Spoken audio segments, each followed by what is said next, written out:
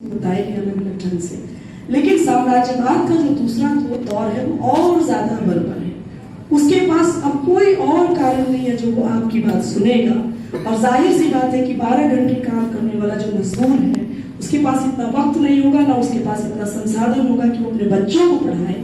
और जब वो बच्चों को नहीं पढ़ाएगा तो ग्रेजुअली धीरे धीरे करके बच्चे जो है वो अशिक्षित होकर अपने ही पेशे, अपना भी पेशा उनका टूट गया, फैक्ट्रियों में तब्दील हो गया, सब पर कॉपीराइट हो गया। बुनकरों के डिजाइनों को कॉपीराइट कर लिया है कंपनियों ने, फैक्ट्रियों ने कर लिया है। तो ये सारा कुछ जब उधर की तरफ चला जाएगा, बड़े महाजन के पास चले जाएगा, तो हमारे पास बचेगा क्या सिवाय इसके कि हम अलग अलग ढंग के अलग अलग सेक्टर में जाकर मजदूरी करें।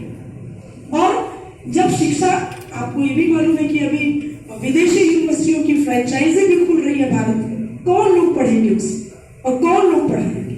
जब कोई चीज कम होती है तो महंगी होती है, तो महंगी होती है, जाहिर सी बात है जिसके जो कम लोग उस शिक्षा को प्राप्त करेंगे। मैं ये नहीं कह रही कि उसमें क्वालिटी नहीं होगी, क्वालिटी होगी, लेकिन वो क्वालिटी कुछ खास लोगों को मिलेगी और अधिकतर जो काम करने वाले लोग हैं उससे वंचित रह जाएंगे। तो साथियों, सबसे ज्यादा जरूरी जो मुझे लगता है फातिमा शेख के संदर्भ में, सावित्रीबाई फुले के संदर्भ में, हमने जाति उत्पीड़न के आधार पर याद करें, स्त्रियों के उत्पीड़न के लिए याद करें, लेकिन बहुत जरूरी है कि हमने शिक्षा, जो कि हमारा बुनियादी हक है और जिसके आधार पर ही बहुत बड़ा अंतराल बनने वाला है। ये भी आपको पता है कि किस तरह से पाठ्यक्रम बदले जा रहे हैं, हमारे लेखकों पर, हमारे अलग अलग सिद्धांतों पर हटाया जा रहा है। तमाम अर्थशास्त्री जो पुराने समाजवादी ढंग के अर्थशास्त्री से कुछ दूसरे ढंग के जो थोड़े से सोचते थे, थोड़े कल्याणकारी अर्थशास्त्री थे, उनको भी हटा दिया गया। वही अर्थशास्त्र पढ़ाया जा रहा है जो सिर्फ और सिर्फ खुला, बिल्कुल नंगी पूंजी के साथ आता है। उसी अर्थशास्त्र को हमारे दिमाग में रोक दिया गया है। तो इन व्यवस्थाओं और इन सिद्धांतों के आधार पर किस तरह की शिक्षा व्यवस्था बनेगी और उसमें कौन लोग पढ़ेंगे और हम कौन सी पढ़ाई पढ़ेंगे और वो कौन सी पढ़ाई पढ़ेंगे और उस पढ़ाई के आधार पर वो किन लोगों को कंट्रोल करेंगे, वो नए मालिक हो जाएंगे और हम उनके अंदर भी नए गुलाम हो जाएंगे उन्हीं के पाठ्यक्रम को पढ़ करके।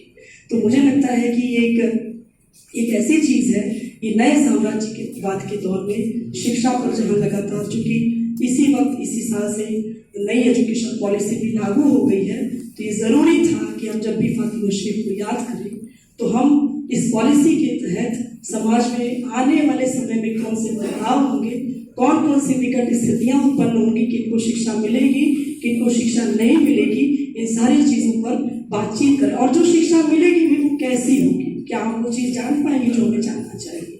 हमारे बाजार को इस तरह से और उसमें भी फाइनेंस कैपिटलिज्म जो बैंकिंग का हो गया है, बैंकों के ऊपर से सारी चीजें, सारे नियंत्रण हटा दिए गए सरकार से। अब वो अपने तरीके से जो चाहे कर सकते हैं। तो ये ना सोचिए कि बैंक और ये जितनी भी चीजें व्यवस्था है ये सब कोई अलग चीज है, सब उसी शिक्षा से जुड़ी हुई है और वो इतना बेसिक है कि वो हमारे दिमाग को अलग ढंग से हैंडल कर सकता है, अलग ढंग से वो बना सकता है, संचालित और संयोजित कर सकता है। तो जरूरी है कि हम अपने नए दौर के इस साम्राज्यवाद से लड़ने के लिए अपने पुराने लोगों को, जिन्होंने अपने दौर के विकट परिस्थितियों के सामने इस तरह से लड़ाई लड़ी थी, उन्हें इस जमाने के हिसाब से याद करके आज के जमाने के साम्राज्यवाद की जो मुख्य बुनियादी चीज है उसको पहले समझें और फिर उसके खिलाफ जो भी बन पड़ता है एकजुटता कायम करें, तभी वो चीज पूरी हो पाएगी।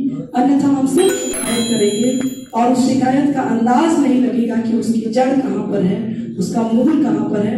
हम सिर्फ ये कहें कि हमारे साथ ये हुआ, हमारे साथ ऐसा हुआ, हमारे साथ वैसा हुआ, आपने क्यों नहीं, वो तो अब तो पूरे खुले उसमें आ चुके हैं। इसलिए इन चीज़ों पर हाथ रखेंगे और मैं